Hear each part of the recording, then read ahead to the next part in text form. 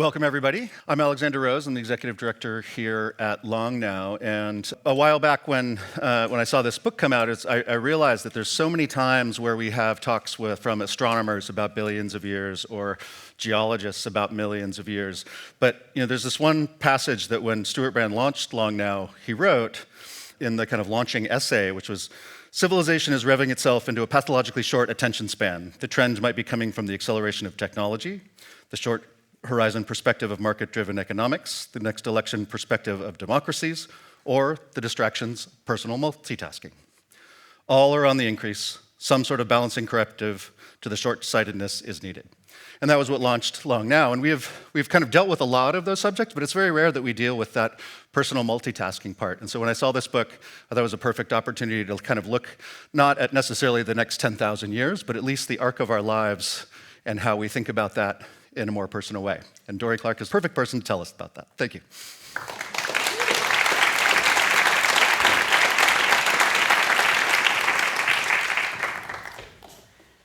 So we've all been through a lot over the last couple of years. We had to recalibrate. We had to suddenly discover terminology that we had never used before, social distancing. We suddenly had to stand in line at the grocery store. We suddenly had to find new ways of relating to each other. We fled from downtown, and certainly that was the case in San Francisco as well as New York, and started living our lives in so many ways online. And we had to do it fast.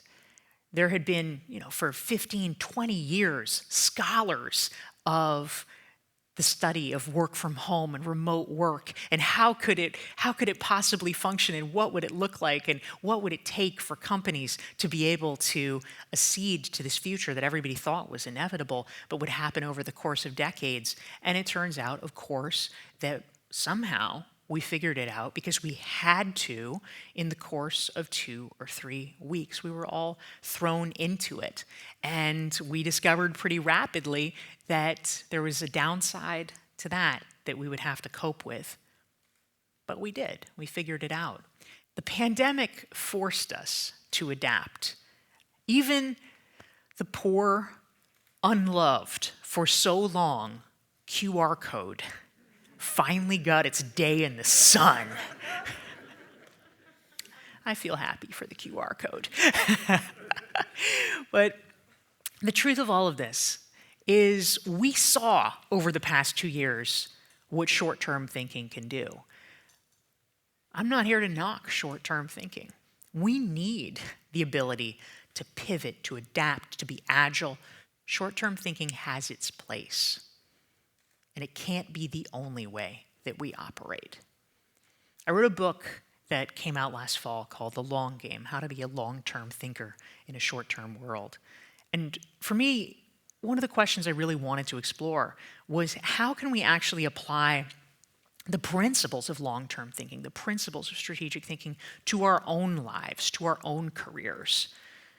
Many of us do this for our businesses. For those of you who are entrepreneurs or you work inside organizations, this is something that we consciously try to do. Where are we going in 5 years, in 10 years, in 20 years? We often fail, though, to really apply that same lens to our own lives. There was a study that was done a few years ago by an organization called the Management Research Group. They surveyed 10,000 senior leaders, and of the 10,000, 97% said that the single most important thing they could do for the future of their organization, for their organization's success, was to be better long-term thinkers. 97%, literally almost everyone, thinks this is a good idea. And yet, a separate study that was done around the same time, 96% of the leaders surveyed said they didn't have time for strategic thinking.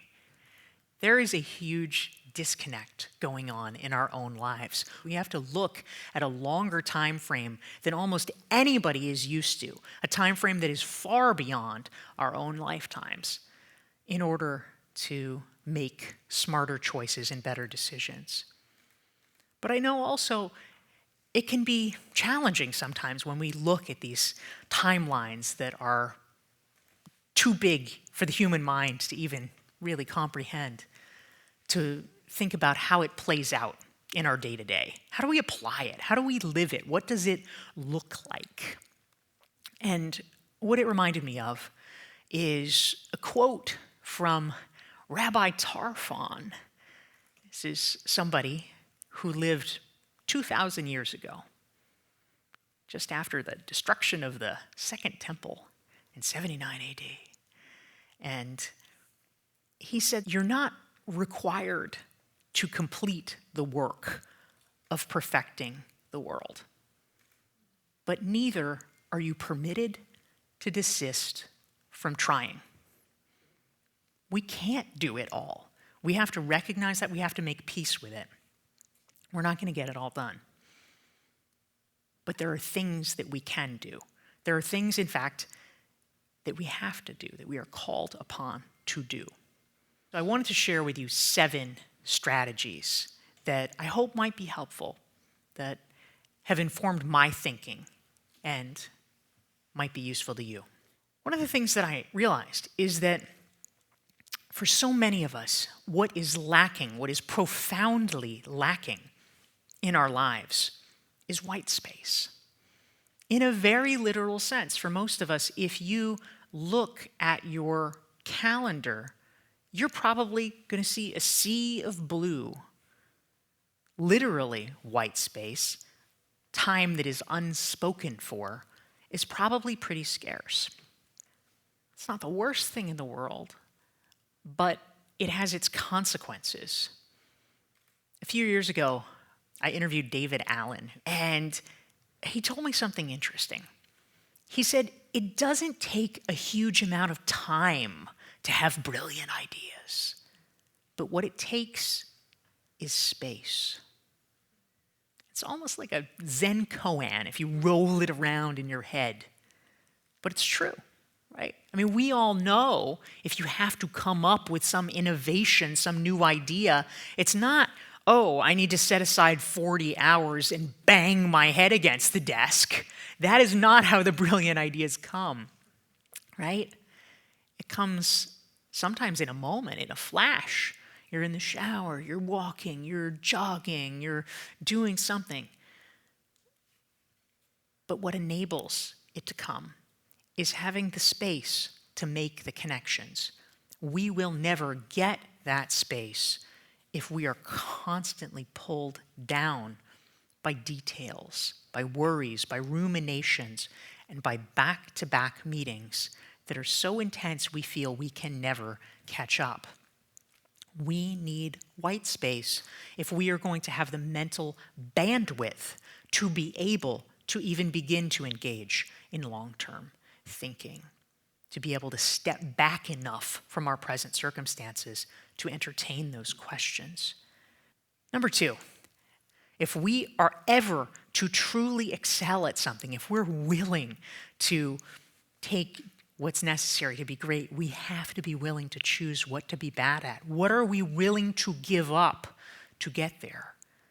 Most of us refuse to choose, and by not choosing, we stay average.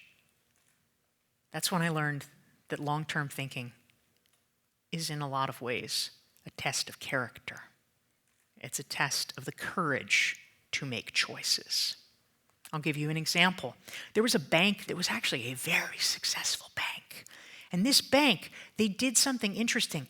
Unlike almost every other bank, these guys stayed open really late. They were open till 8 o'clock weeknights. They were open on weekends. Fantastic. Their customers loved it, obviously. But why doesn't every bank do it? You probably know the answer, which is that it's expensive. But what this bank did, they found a way to pay for it. The way they paid for it is they took the savings rate, the rate on savings deposits, they shrunk it down. They made it almost non-existent. It was kind of terrible. But to their customers, it didn't really matter. It was a lot more important. It was a lot more salient to be able to go to the bank at 7:30 at night. But most companies are not willing to make those hard choices, and most people are not either. Number 3, we also have to balance our portfolio. For most of us, if you literally know one thing about personal finance, what you probably know is that it is a bad idea to put all your eggs in one basket, right? You don't want to own one stock. Most people think that's a pretty bad idea. You want to balance your portfolio. You want to have some of your money in cash and some of your money in moonshots. So often, we tend to just focus in. We have our day job. Okay, we're doing our day job. The rest of our time might be taken up with family or other responsibilities. I want to urge you to think about carving out time. Maybe 20% is too much, fine. You can find 5%.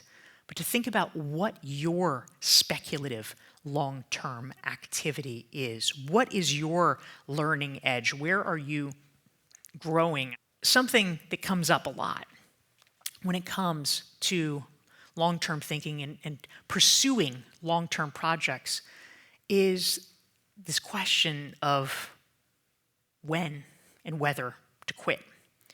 It can almost feel like you're going into a dark tunnel, right? Because you don't really know what's going on. You don't really know for sure if it's working. In the midst of developing an exponential technology, there is something that they dubbed the deception phase. Now, what is that? If you're moving forward with digital photography and you're able to get it from 0.01 pixels to 0.02 pixels to 0.04 pixels, that's actually kind of amazing, right? 0.08. When moving on and on, it's actually kind of amazing progression. It's doubling, it's doubling, it's doubling. But the problem is that it's still invisible to the naked eye. The world around you, unless they are looking very closely, they can't tell the difference. And you know, or you hope, you think you know that you're making progress. But it's often very, very hard to drown out the voices of all the people around you saying, it's so overblown. That's the deception phase. Once we make enough progress to get from 1 to 2 to 4 to 16, all of a sudden people start to say, whoa, where did that come from? It's been doubling all along. They just couldn't see it. But for so many of us, if we're working on a project that's important to us, if we are building a career, things take time. Number 5, strategic patience. Sometimes things do take a while, and that can be exceptionally annoying. I don't like it that they take a while sometimes. But you know what? Being mad at the seed does not make the seed grow faster. It takes however long it takes. Jeff Bezos was interviewed, and they asked him, what is it that is Amazon's competitive advantage? Why is Amazon so successful? And what he said, I think, is quite powerful. He said, Amazon is willing to invest on a 7-year time frame. If it takes 7 years for something to show a profit, it's okay. He said, our competitors are only willing to invest on a 3-year time frame. They have to turn a profit within that time frame. If they don't, they're going to scrap it. They're not even going to try it. That is the competitive advantage. If we can be willing to outwait and outlast the people around us, if we can be willing to endure the deception phase for longer, it enables us to tackle bigger, harder, more meaningful, more strategic problems. Number 6, fail fast. We know that failure in many places around the world is stigmatized pretty heavily. You get one chance, you blow it, all right, sorry, no more chances. It's also important to recognize that something is not a failure until you call it. It's not a failure until you stop trying. The last point that I wanted to make is that as we think about our own long-term future, our own long-term vision, in a lot of ways, the North Star that we can look to is a really simple question. What kind of person do you want to be? This is a friend of mine. Her name is Alyssa Cohn. I write about her. Alyssa, maybe like some of you guys, was a huge Hamilton fan. When she learned that Lin-Manuel Miranda had a new side project, they created an academy. It was a training program to teach regular people how to do freestyle hip-hop rap, just like the performers. She immediately said, "I'm in. That sounds great." She shows up for class. And when she shows up, she realizes it's Alyssa and about 20 guys who are all about 2 decades younger than her and who are all extremely good rappers. After the first class, she emailed the instructor and she said, "I'm really sorry to do this. I feel like I should withdraw. It's just, I don't fit in. I don't think I can do this." And he wrote back to her with some incredibly wise words. He said, "Alyssa, the goal is not to turn you into a professional rapper. The goal is to help you become a more creative and uninhibited person." And she thought about it and she realized, oh, right, that is my goal. She spent 2 months every Monday night taking the hip-hop, improv, beatbox, rap classes. And just before the world shut down in 2020, she gave a concert performance with her class, and she had friends from all over see her perform improv rap. But ultimately, the question that I think all of us can ask ourselves as we think long term, as we think about our vision for our own lives and how we want to lead them, is what kind of person do you want to be? What are you optimizing for? With that, I'm going to open it up for the conversation with Xander, and I'm so glad to be here. Thank you. Thank you. Proceed. Well, that was great, Dorie. I think one of the things that you brought up in the book that I appreciated is this idea that we kind of obsess on being busy, and you ask somebody how they're doing, and often the answer is "I'm so busy," but also that is a reflection on making us feel important, and how that one of the things you kind of have to get over this.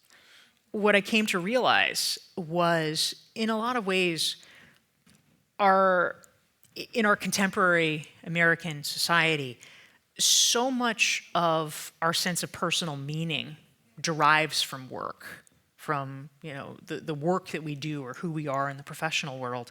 I realized that philosophy and theology actually aren't that far off from it, that if we really want to meet people where they're at and address their sense of who they are in the world and what is the impact they can make in the world, that bringing some of these philosophical considerations to bear is important. There's been some fascinating research, notably by Sylvia Bellezza at Columbia University, that's talked about exactly this point, that in many cultures, most notably American culture, busyness really is a form of status signaling, that we are essentially finding a kind of politically correct way of saying, "Oh, I'm so popular, I'm so in demand, I'm awesome."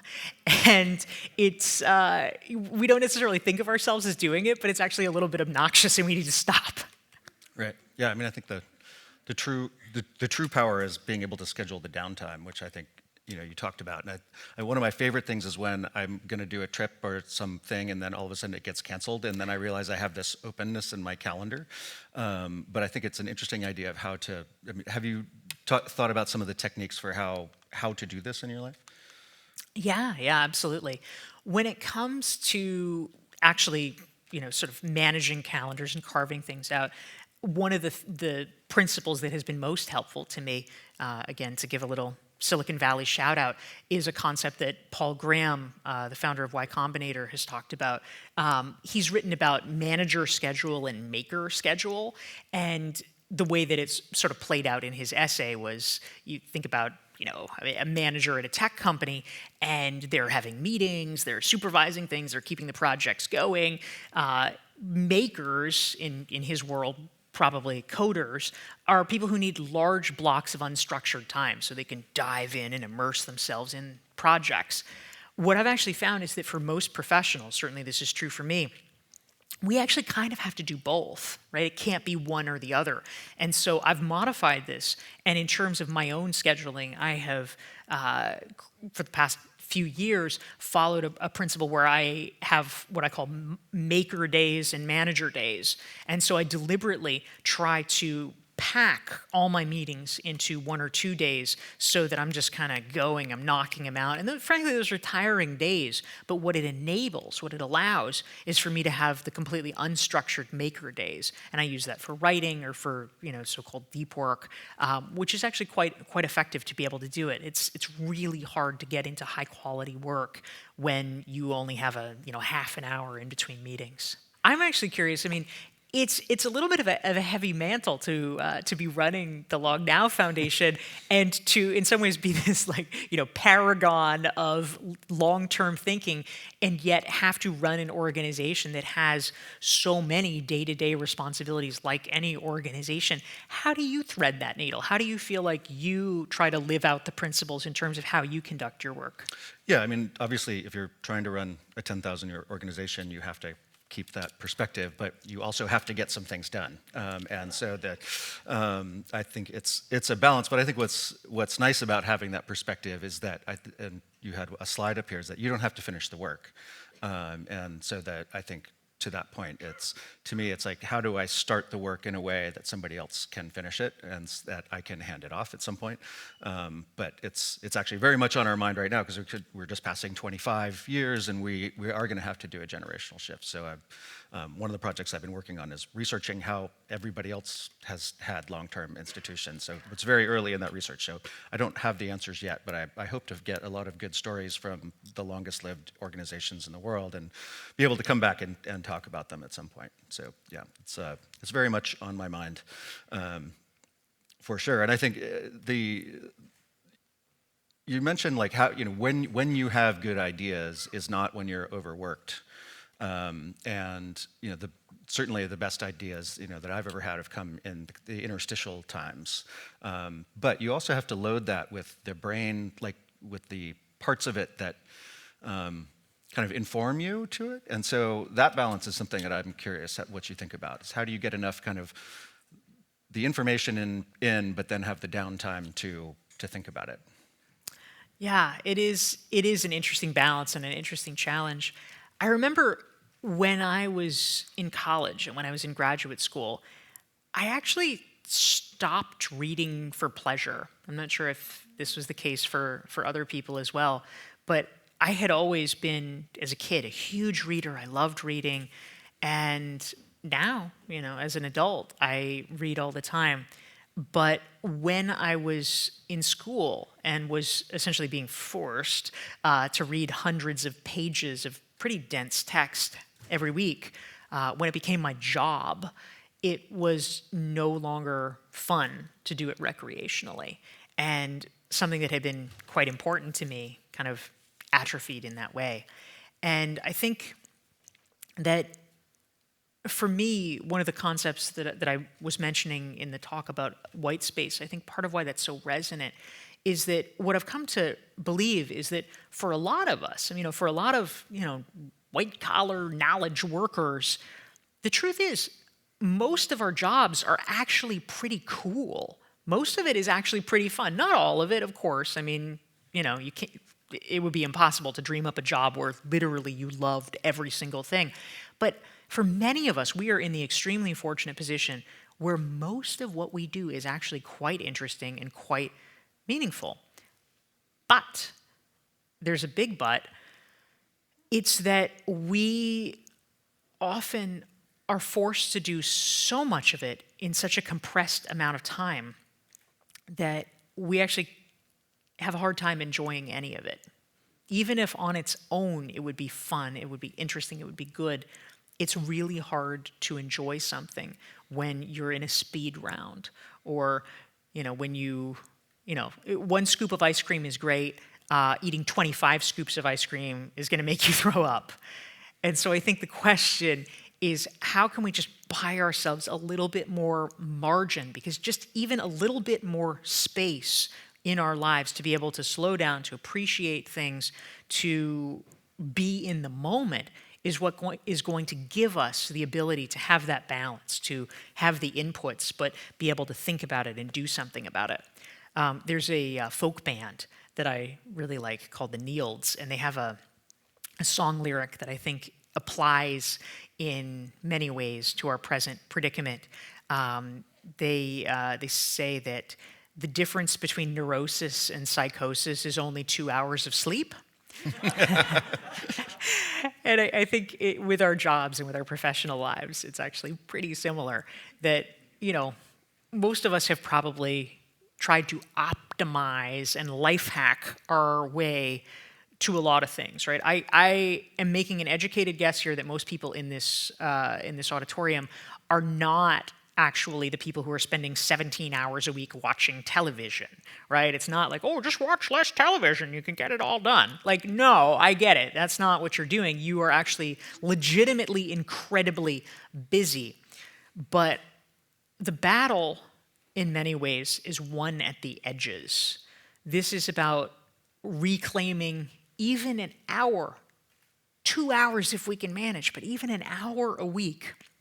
If we can weed whack our way through it, if we can fend off excess commitments, and frankly, no one else is going to do it for you. You have to be the vigilant gatekeeper here. But if you can buy yourself back an hour a week, it gives you space to be able to enjoy things a little bit more and to just think a little bit more clearly, to begin to get that space that's necessary for long-term thinking. Indeed. A couple questions from the audience here. Lisbeth is asking, what are you personally bad at? Or what have you decided to be bad at? And how has this worked in your strategy? Oh, it's such a good question. So one thing that I am super deliberately bad at is I have never really learned to cook properly. And so I live part-time in New York. And I buy all my food. I just buy it out. And in Miami, I pay someone to make meals for me. I have just realized it's not worth the time and the learning. Some people actually really relax in the kitchen. I find it incredibly stressful. So I've given up on that. We have to be willing to make the choice and to understand, all right, I may not be able to prioritize this or to go all in on this at this time. Nice. Yeah, I chose to never match my socks again. I got all black socks. I don't know how much time that saves me, but a lot less cognitive load on my socks anyway. And Mariana Senko is asking, I think, maybe how to expand this thinking more institutionally, given that the majority of our institutions and companies exist on the short timelines, decades at best. How could we incentivize them in a more institutional environment? And even to that point, one of the things I've learned in my research about long-lived companies is that the Fortune 500 companies have, in the 1950, were lasting 61 years, and now they're less than 18 years old before. So we're losing almost 1 year per year of corporate longevity in and of itself. So it's an interesting statistic for how that's working. Yes. Well, I am super eager for your research, Sandra, because I feel like you are going to answer this question in a very definitive way. Thank you. But I think it's hard, honestly. I mean, a big part of the reason, going back to one of the points in the talk, a huge reason that Amazon is able and willing to make long-term choices is, well, the guy who started it was running it. And he was very comfortable with that from the beginning. I mean, props where it's due. Jeff Bezos was willing to beat the drum from the minute Amazon went public. Don't expect profits. Don't expect profits. We are reinvesting. And that was the terms. They were very deliberate about reattaching that letter, that original shareholder letter, to every subsequent shareholder letter as a reminder for anyone who might erroneously think that profits would be coming. I mean, now, of course, profits are rolling in, but it took a really long time because they were willing to defer, and invest. And I actually think that structurally, it is extremely hard, because if you do not have the owner who is running it, you have a lot of people who, in our current climate, I mean, I know people at the Long Now Foundation are in it for the long term. You have been here from the beginning. I know Danielle has been here 16 years. I mean, the longevity is amazing because of the commitment to the vision and that sort of shared understanding. But in most corporate jobs, I mean, we know this. If somebody stays, 25 years, 16 years at a corporate job, we're like, what? It's like, oh my God, they're from the 50s. It's incredibly rare. And as a result of that, people are making choices that are optimized for themselves rather than for the entity. And so if you have a super mission-driven organization where everyone is bought into that shared vision, which that's a powerful thing for a company to create, then we might be able to overcome the natural bias of self-interest. But without that, it's really hard to do. Adam is asking, what is some long-term thinking or strategic advice that you think is dangerous or disagree with? That's great. Dangerous long-term thinking. Well, I think that an example of dangerous long-term thinking would be this. In general, we know human nature is optimized for the short term, right? I mean, for any of us, just rationally, if you can have a good thing now, or if you can have a good thing in 20 years, well, sure, let's take the good thing now. That's sort of how we are. We have to consciously override it to become sufficient long-term thinkers. And for some things you need to, because for certain meaningful, hard, worthy goals, you're only going to get there. The only path to it is long-term thinking. In general, that is a good thing. It is worth aspiring to. Where it becomes dangerous is the following. And my friend Marshall Goldsmith, he says that something that we often fail to do, we get so good at saving for the rainy day. We get so good at deferring gratification. Some of us actually err on the side of never properly celebrating our accomplishments. I don't think you could call it a real success for somebody to die at the end of their lives just having kept their head down and had this onerous, grueling existence because they keep putting it off for another day, and they never actually get to enjoy the fruits of what they've done. And it doesn't mean you blow it. It doesn't mean that you are celebrating excessively or you're not putting aside money for charity or for relatives or things like that. But I think this kind of abstemiousness can become a self-perpetuating cycle. And it's important to celebrate the victories, and it's important to enjoy our lives along the way. Yeah. No, if you've ever sat with somebody who's passing away, they never sit there and say, I wish I worked harder. They usually say, I wish I took that vacation. So, yeah. So we're gonna wrap this up, but Kevin Kelly is going to get the last question. What is your 10-year project that you are working on? So my 10-year project, I alluded to this a little bit during the talk, but in 2016, I decided that I was going to learn to write musical theater. And it actually came out of a very specific circumstance. In 2015, the year before, I went a little crazy with work, I guess you could say. I was launching a book, and and the honest truth was, I was feeling a little depressed. And so, as a way of burying that, I went on the road. And so I gave 74 talks that year, which was a lot. It came out to about 1.5 talks every week.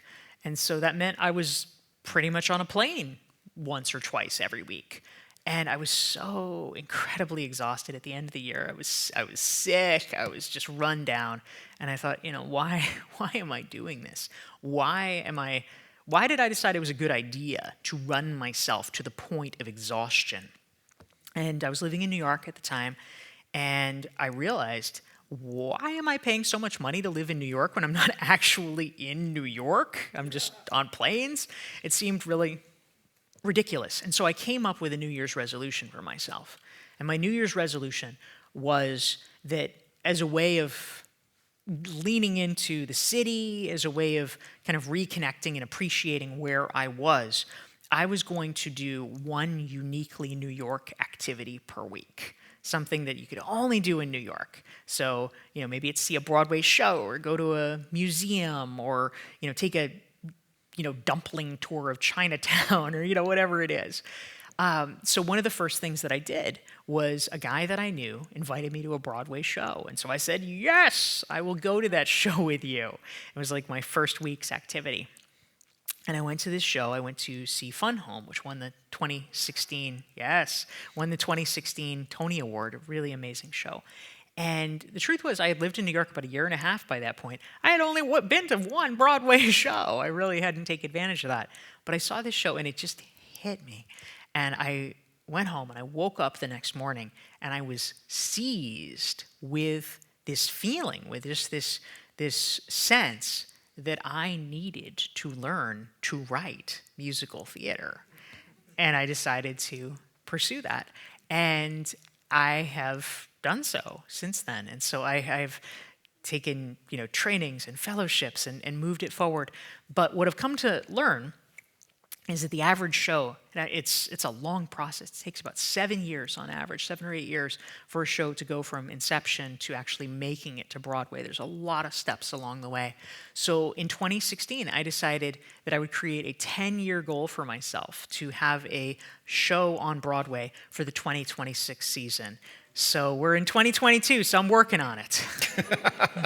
Thank you so much. It's really great. Thank you all.